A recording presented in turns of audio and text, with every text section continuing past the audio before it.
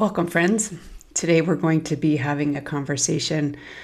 Well, it may not be a conversation since it's kind of one way. It's more about me sharing a contemplation that I've recognized in my career as a nutrition, health, and wellness coach over the last 14 plus years.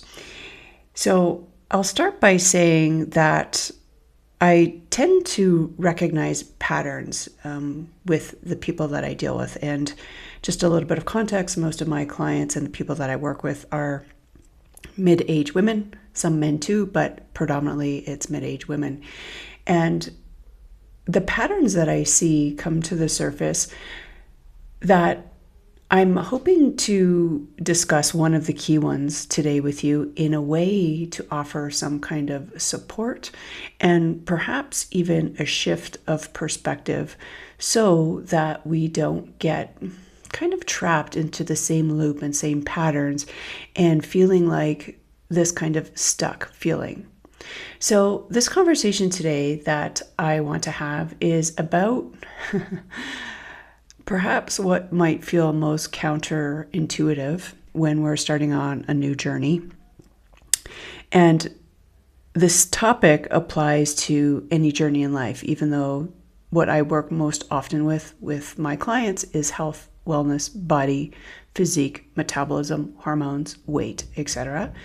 But this principle applies to all aspects of life. As I get going into my work with my clients, it obviously, when we're rewiring nutrition, behaviors, lifestyle, and mindset, all parts of ourselves get wound up into this. So we often talk about much larger life kind of cycles and nuances and contributing factors. So the topic that I'm addressing today is what I had mentioned earlier may seem counterintuitive when you're wanting to make a change. And that idea is to start slow and then go or proceed slower. So this is a conversation for anyone who may feel like there's, some kind of motivation and perhaps even urgency to change. So I don't want to label that as pressure. What I find more often is this idea of urgency to go quick because this thing is kind of troubling us at some level. And this idea of urgency comes from, I believe, at least what I've seen, and there are some things that we're going to talk about today that have some science backing, and also it's just, pattern recognition in my hopes to support you in changing your life, your body, your health, etc. So what I find, myself included, is we may have this thing that's kind of circulating in our vortex, in our consciousness, in our awareness that we want to change. We want a different result. We want a different outcome.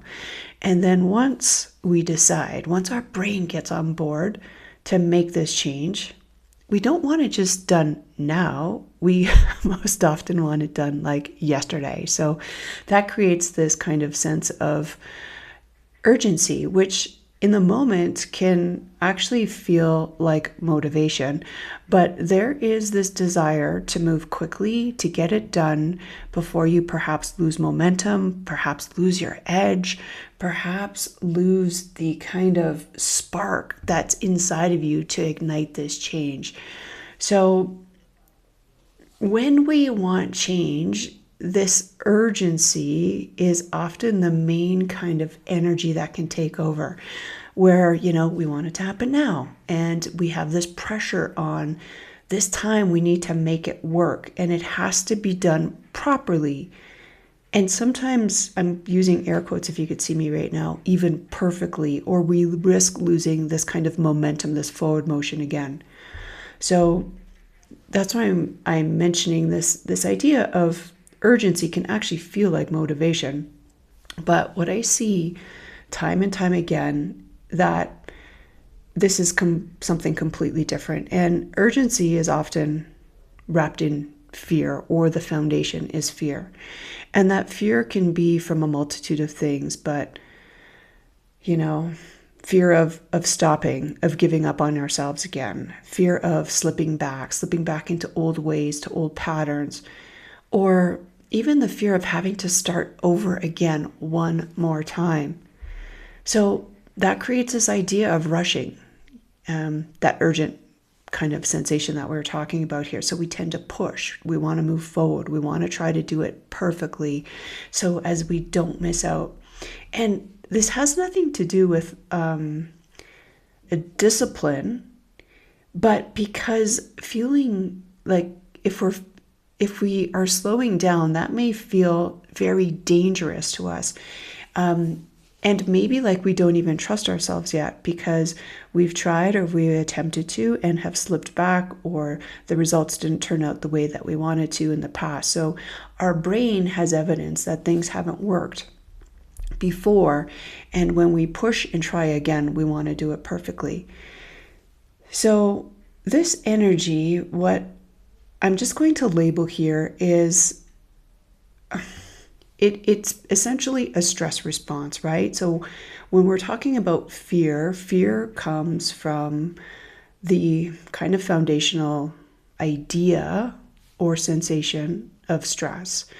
In the way that I look at things in terms of physiological aspects, how we operate in life are really two different lanes, and only two. Either we're in survival mode, which is stress mode, or we're in a thrive mode, which is, we're restful, we're relaxed. So that's the rest and digest, where things are more calm and peaceful. So this idea of being in stress is, if we look at the fundamentals of stress, it's a very primal reaction. Primal reaction to a sense of something that is threatening us, that we have to outrun or get out of harm's way, because this threat is actually detrimental to us, or at least that's the way that our brain interprets it, that it could be dangerous. It can get us out of our comfort zone. It could impact our survival. So those are the kind of most basic kind of things that come up from stress mode, is survival, even though, when we're attempting to try something new or try something again, for the first time, 7th time, 100th time, if we're interpreting that not so much as a risk to our life or to our survival, but if we're basing it on fear, it's still the same fundamental loop, pattern, pathway that happens internally within our not only psychology, but also physiology in our bodies. So the outcome is still the same. So I just want to label that when we are in this kind of stress loop or fear, we'll call it the primal state, we are tending to want to do it quick, to get out of harm's way fast, to be safe so that we can relax and not be on guard. So this is the thread in which urgency actually comes from. And perhaps you can see already how this idea or this concept of looking at it through this lens, when we have the sense of needing to get it done quickly, how that can, first of all, bring an energy into the situation that is not desirable, not the feeling that we want. Because as you probably have known or recognized yourself, how we start anything is how it goes during the path. There's a saying, as in the beginning, so in the middle, so in the end. And that's very true here, right? So if we start based with fear, that energy, that momentum is coming with us into the actual process in the middle and then also in the end. So we can't get to a desired result in a way that starts from a negative feeling without feeling any differently than how we started out on that journey, if that makes sense. So today I want to just explore this idea of, first of all, understanding perhaps where this desire of having to rush comes from, so that we can look at it from a zoomed out perspective. And then the main premise of which I'm trying to support you here, and all of us, myself included, is to do what seems so counterintuitive And when we want something done quickly is to actually go slower. And a personal story, I was working many years ago with a gentleman. He was an older, most refined, peaceful, calm, intentional, present, just a beautiful human. He was from, oh my gosh, the country is escaping me now. Venezuela. There it is. It came back. Yay. And we were working on a design job together. And we were very tight on time. And we had a very tiny time frame in which to get all of this work done. And he stopped at me, grabbed my hands, and he looked me in the eyes very calmly, cool and collected. And he said, if we're short on time, that means we need to go slow. And what he meant by that, and perhaps you've heard this before, this core philosophy, right? That kind of slow is the fast kind of principle. So when we start slow and then go slower, this technique is actually, it focuses on the technique acquisition so that we do things, we take the time to work through things more carefully and accurately, and then that prevents us from making errors that would otherwise require more time to fix in the long run. So when you think you're going slow, and then the idea beyond that is, yes, to start slow, but then even go slower after that, is really to ensure that every detail is adhered to or noticed, so that you don't have, when you rush through things, you've probably felt this yourself at some level in your life, when you rush through things, you make mistakes, but also you bring that kind of frenetic energy to it. So you're rushing, you're skipping things, you're forgetting things. You may drop things. That's my kind of thing. Drop things, forget things, and even create kind of more havoc in the long run that takes longer to get the job done. And not only that, is what happens internally to our body when we're in that kind of a frenzied kind of state is the energy in which we bring, right? That's a contracted kind of state where we're not expansive, we're not loving, we're not kind, we're not nurturing, we're not our best selves, we're not peaceful. We're most often probably the complete opposite of that. I've been there in this position. We're not nice, we're curt, we're short. We use words that otherwise maybe we wouldn't use in under different circumstances. And the smallest things may actually aggravate us to a level in which they normally wouldn't when we're in a relaxed state. So I want them to bring to this awareness that the real fear beneath like that I need this now, what that let's explore that topic. And not only the idea of going slow, of course, I've already kind of let the cat out of the bag. That's the whole premise of this conversation today, or this, me sharing this contemplation with you, is why this can actually feel very uncomfortable to us and even threatening. And kind of the ripple effect of how this urgency that we're talking about creates some cycles that are not favorable, and what slow actually means and truly what it doesn't mean. So that, trust is really the basis of what we're going to be talking about here today. So it's not the intensity, it's not the speed, it's a method in which can sustain lifelong change. And that is my main objective in helping every single one of my clients. Not a temporary diet, not a temporary solution, not something you can do for a couple of weeks, but that we can do on a sustained basis for life that will have the greatest impact over time. So if you've been here before, please stick around, and let's just dive into a little bit of this kind of reflection. So let's start with why this sensation of urgency or quick or rushing actually backfires. And I just want to kind of name it so that you can, first of all, be aware of it and perhaps recognize it in your own attempts if this is you. So that urgency, what we were talking about, sensing of rushing, puts the body in a threat state, that survival state that I was just mentioning.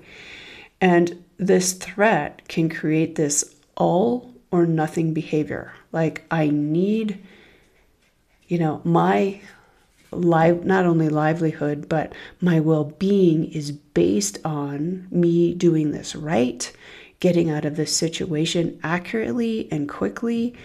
And if I'm not doing that, then I'm actually not surviving. So that can get us into this kind of black and white, good or bad, all or nothing kind of thinking, which often comes, the way that I kind of interpret this is,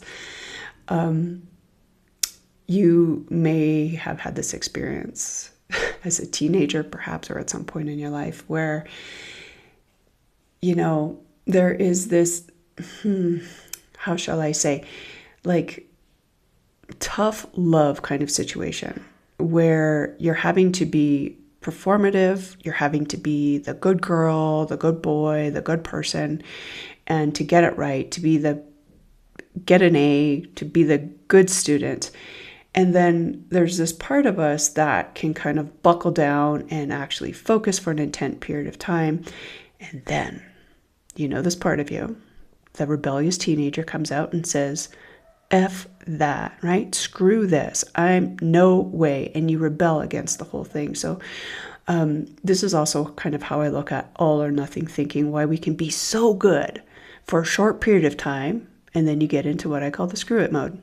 Forget it. So if that feels like you, just know that our basic wiring from this kind of threat is perhaps one of the foundational contributors to this all or nothing kind of thinking.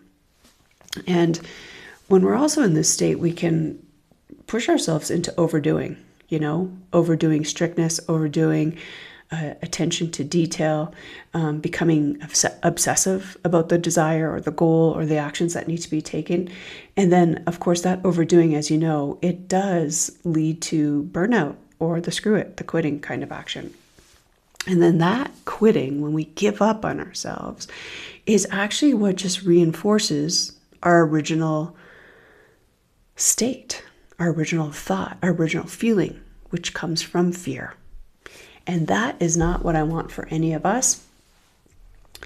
So when you feel like this urgency is actually productive, it can really create or solidify the exact cycle that we're trying to escape. What most women, I find, what they want isn't fast results, although they do want results and they do want them quickly. But what they truly want, what I find lies beneath that, the unspoken desire, is that they want to trust themselves again. I find that many of the people that I work with have given up on themselves. They break promises to themselves.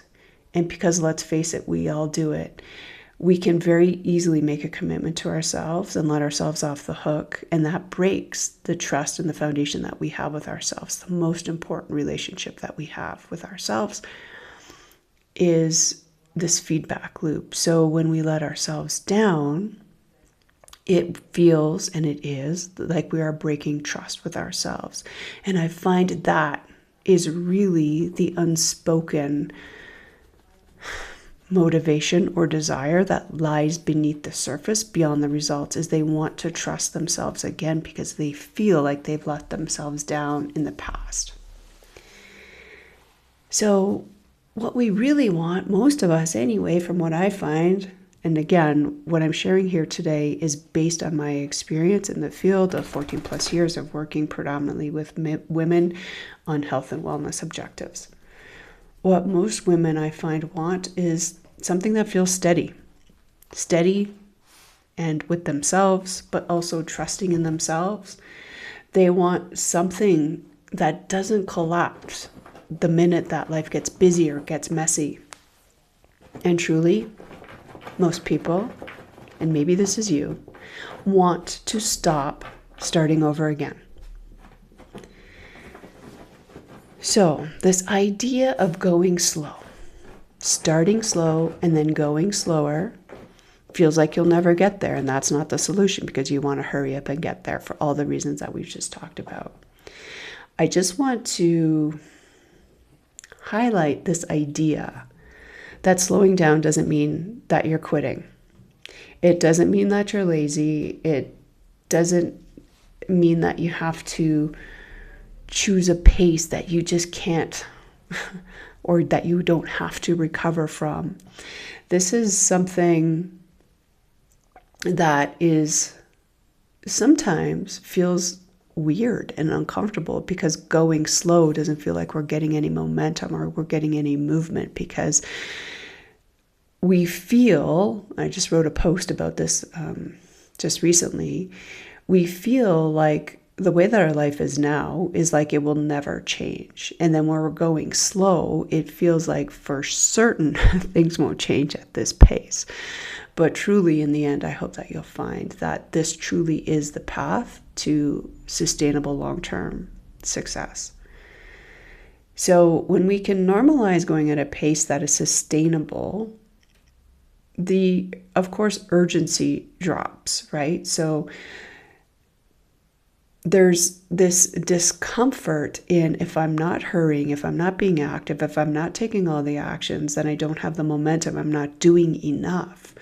And there's a whole lot wrapped into that. And because our lives move so quickly today and we're constantly stimulated and even distracted, I'll say, I think we can all attest to being distracted in many different ways. We are kind of conditioned to be stimulated and in go mode and have drama and trauma and action and stimulus. So when we take that away, it actually feels like nothing is going on here. How am I supposed to get any momentum or get the results I want this way? So what I want you to feel is that being quiet or going slow or taking it nice and easy does not mean failure. It may feel uncomfortable, but it certainly does not mean failure. So if you are already in a process that feels maybe like you have some impatience that is wrapped up in this kind of direction, I just want to remind you that, there's nothing wrong. This is pretty much human conditioning for a multitude of reasons. And if you are thinking about starting to do something differently, to reach the goals, that deep desire that you truly have, that you want to accomplish, and you have some pressure that you feel like you have to do it perfectly, that pressure is the very thing that I want you to question. So that no one is excluded and no one is ahead or behind. We are all doing this at our own pace. So I want to also just share with you, I think at this juncture would be a great time to just highlight that, I didn't come up with this concept of go slow or start slow and then go slower. In fact, I'm very much the opposite. I'm much more chill these days in the career that I'm in, but my default wiring is definitely not going slow. It certainly is not. So the one thing that I kind of think about with this kind of strategy of going slow is in a number of ways. One of the key ways is like when we're hiking. This was something that was introduced to me many years ago with a friend. We were hiking out in Arizona, and some pretty steep inclines. And she had told me the common hiking kind of, I guess, practice or principle is that you only look a few feet ahead of you in hiking. So I had never really heard that before. And if you've ever been on a hike on a steep incline, when you're looking towards like the summit or the difficult terrain ahead of you. It can be very off-putting and it can be very deflating because you're looking ahead towards challenge. And that can kind of, in a way, rob your energy and also your attention and motivation, if there is any when you're hiking, or if it's just for me, there's some motivation. So the idea is it's not just practical, it's also a philosophical approach when we're navigating very tough terrains or difficult terrains. Is, you've probably heard this before, you're just putting one foot in front of the other.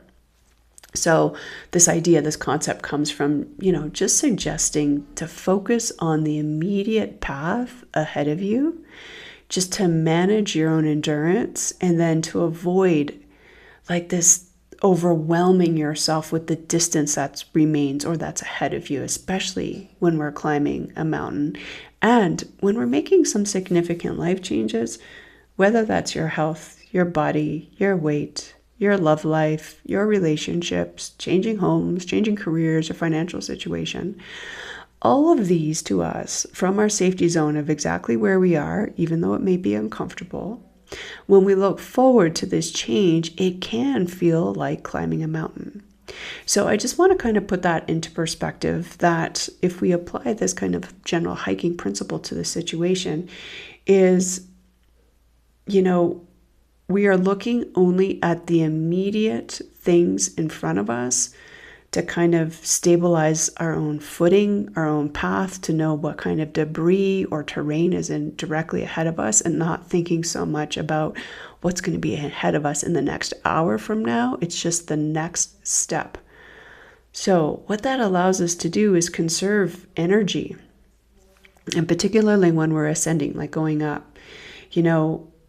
It can feel, like I said, kind of disheartening and overwhelming when we're looking at the whole hike or the whole trek from a very large or zoomed out perspective.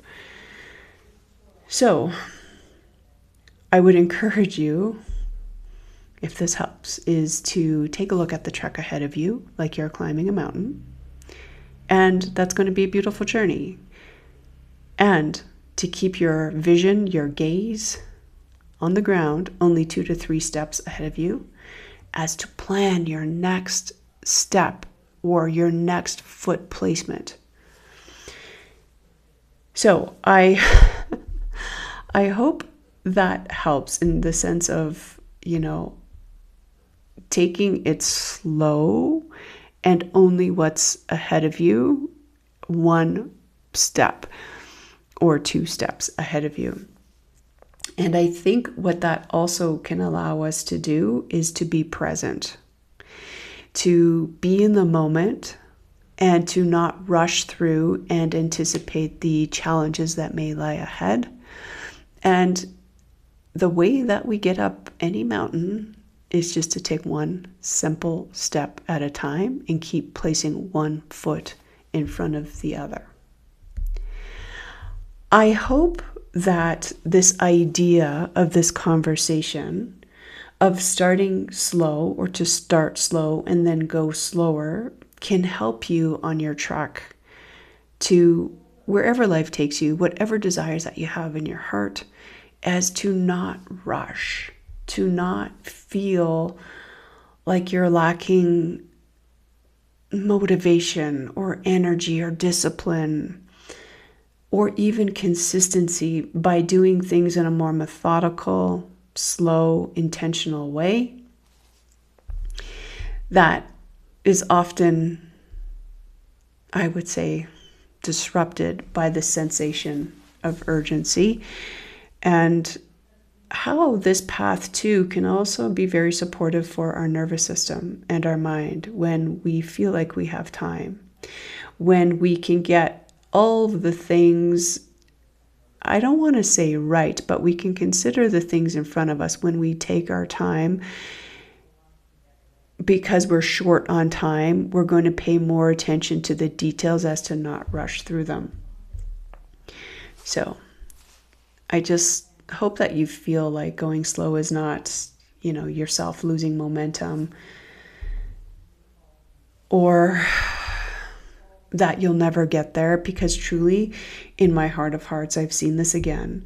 When we can take out this rushed feeling, this sense of having to get it right, to get it done now, to rush our way through, I see people making small, sustainable changes that last for a lifetime. And this, my friend, is the magic that I hope to, I don't know, share, spread with you today, that going slow is a pace that you'll never have to recover from. You'll never have to start again, because you're always in some low grade forward movement of momentum. And to some of us, that may not feel exciting, because nothing kind of dramatic or quick enough may be happening. And also understanding that may be our conditioning from culture, from life, from society, especially today when things are moving so quickly. And to recognize that it can feel a little bit uncomfortable at first to go slow. And to feel like perhaps that may be some sense of failure. So I would invite you to just ask yourself this question. And, you know, if you are noticing any urgency right now, like, where does it show up for you? In what areas of your life? And is there a way that you can kind of slow that down and actually get there quicker? And perhaps even deeper yet is like, what are you afraid of would happen if you actually slow down? What's the real fear? And what would a pace you trust actually feel like? Like, what would that feel like in your body, in your mind, in your heart, in your soul? That's the embodied feeling that I would get you or invite you to dream about, think about, feel about. What does that feel like? Does it feel like you can breathe, like you can relax, that you can actually enjoy life and still get there? Because I assure you, this is possible. I've seen it time and time again. So I'll leave you with this question to consider: is where may slower actually support you more right now? This conversation today is meant to be a contemplation, hopefully to offer you a perspective change, or just a reminder. I'm not here selling you anything. There's no call to action. There's no sales pitch. This isn't a workshop. It's not a masterclass. It's me rambling with the hopes that it may land in a way that can help you get to your desired outcome, in a way that feels safe, secure, ease, full of peace. And that's actually sustainable for your life, because truly that's where the real magic happens, is when we can all do things consistently that just feel like a habit, that feel natural, that don't feel like they're pushing us or that we're restricted or that we have to rebel against. That's my deepest desire for you today. If you found this conversation helpful, I would invite you to share this with someone who you think may need it. If you want to leave me a comment, I'm totally open to that. I love having conversations with you rather than a microphone. But I want to remind you one last time, start slow.